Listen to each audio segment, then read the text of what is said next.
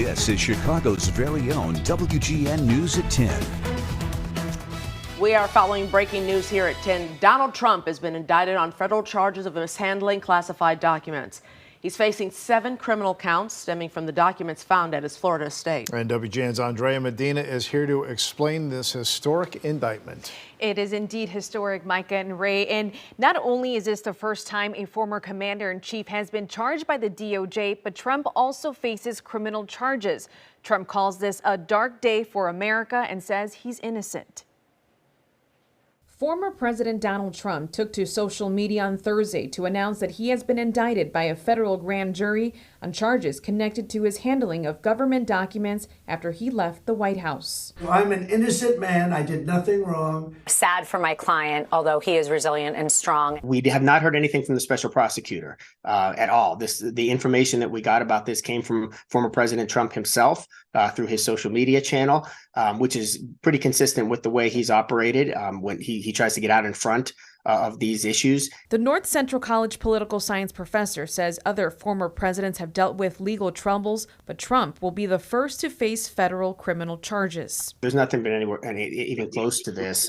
And of course, this isn't the end of the troubles for former President Trump. He has, of course, the New York indictment on the business records, and that's pending, and we should have a trial probably early next spring.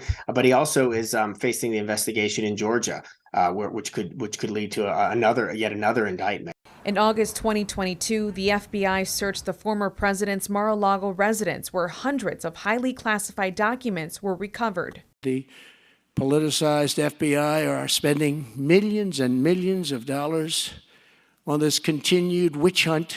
During a news conference with the British Prime Minister today, President Joe Biden was asked about the investigation into Trump.